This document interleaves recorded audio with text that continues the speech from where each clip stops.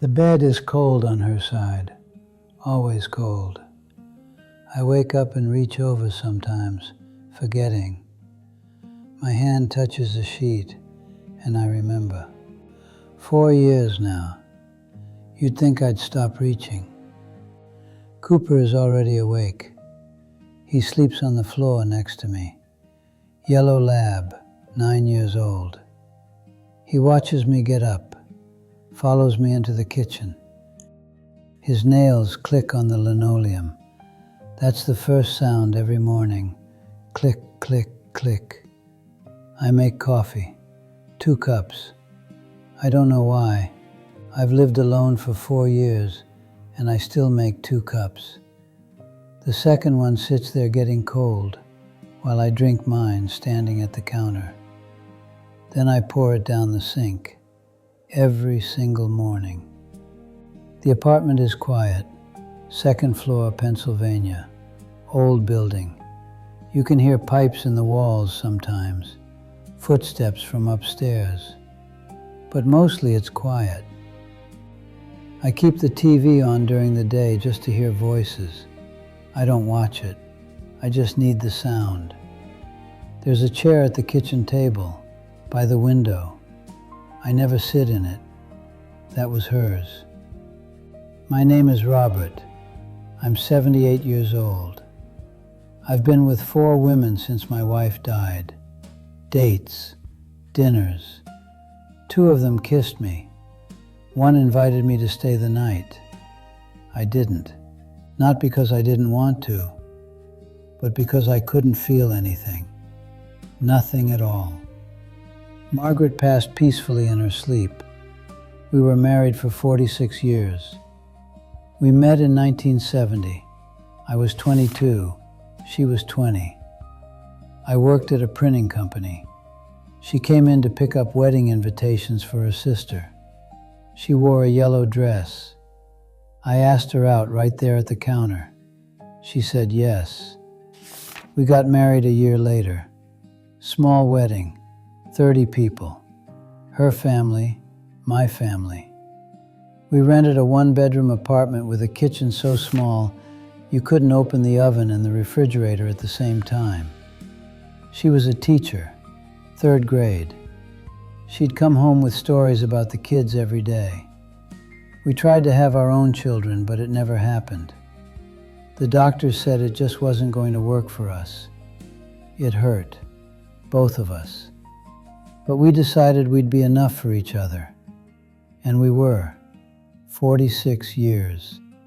She made coffee every morning. She hummed when she cooked. She read mystery novels before bed and always guessed wrong about who did it. She touched my arm when she talked, just a light touch, making sure I was there. Friday nights we watched movies. Saturdays we went to the farmer's market. Sundays she made pancakes. Little things, the kind you don't think about while they're happening. You think they'll always be there. Her health had started to decline slowly. A few strokes, a bad heart, a long illness that wore her down. I stayed by her side, holding her hand, supporting her. We faced it together. I knew the end was coming, but when it finally did, it was quiet. She passed peacefully in her sleep one morning. I got the call from the nurse. No dramatic moments, no chaos, just the gentle closing of a life well lived. I sat there for a long time after, thinking about every little thing we had done together, every laugh, every touch. The funeral was small. We didn't have children. Most friends had passed or moved away. Her sister came, some colleagues from school. They said kind things. She was wonderful. She's at peace. Time heals. None of it helped me feel any less alone. People said I needed to move on. Her sister said Margaret wouldn't want me alone. My brother said I was still young enough to meet someone. I was 74. I didn't feel young, but after a year, I thought maybe they were right. Margaret wouldn't want me wasting away here. So I tried. The first woman was Linda. Coffee. She was kind, laughed easy, talked about grandchildren, touched my hand across the table. I felt nothing. The second was Dorothy. Dinner at an Italian place. She had warmth, a story, kindness. I wanted that too, but all I could think about was Margaret, her jokes, her touch, her presence. Dorothy wasn't her. I couldn't pretend. The third was Helen. Dinner at her place. She leaned against me, put her head on my shoulder. My whole body stiffened. I couldn't relax. I left, didn't answer her texts. The fourth was Carol. Patient, understanding. Lost her husband too. She reached for me, offered hope. She kissed me, gentle, warm. But I felt empty. Completely empty. I pulled back. I told her the truth. I can't. My heart is elsewhere. It's in a cemetery in Pennsylvania, next to Margaret. She cried a little, not from love, but understanding. Some people don't get second chances. 2 years ago, I got Cooper. My niece insisted. Older dog, calm, patient. He was waiting. I brought him home. He's not a replacement. Nothing could replace Margaret. But he's a presence. When I come home, he's there. When I sit, he lays his head on my knee. At night, I hear him breathe on the floor next to my bed. It's a small sound, but it reminds me I'm not completely alone. We walk around the block slowly every morning. Evenings, he lays at my feet while I read. Sometimes I talk to him. About nothing. About Margaret. About my day. He listens. I don't hate women. This isn't about blame.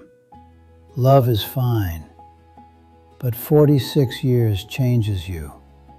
You give your heart once, and it never fully opens again. I'm 78. I'm not afraid of dying, but I'm afraid of loving and losing again. I don't have it in me. So when I say never love a woman after 60, this is what I mean. If you find real love once, hold on to it. For some of us, there's only one person. And when they're gone, the door closes. I still sit at the kitchen table sometimes, in the other chair, not hers.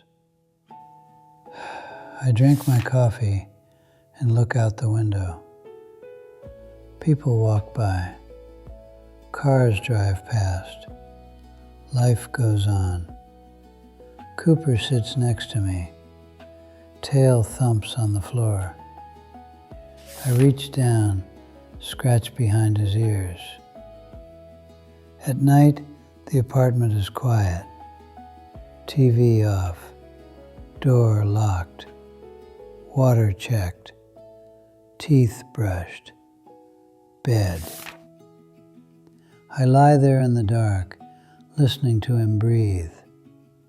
Sometimes I talk to Margaret, in my head, about my day, the neighbor, the show I watched. Probably she doesn't hear, but it makes me feel less alone.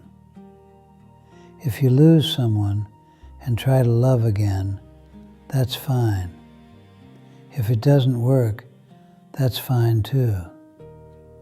You're not broken. You just loved someone so much, there's nothing left for anyone else. Maybe that's not the worst thing. Maybe it means you were lucky enough to love like that. I had 46 years with Margaret. Not everyone gets that. Cooper shifts on the floor. Collar jingles. He sighs. He's warm. He's here. The bed is cold on her side, but I'm not completely alone. If you stayed with me this long, thank you. I'd love to hear your thoughts. Leave a comment. And if you want to follow along, subscribe. It helps me keep sharing stories like this.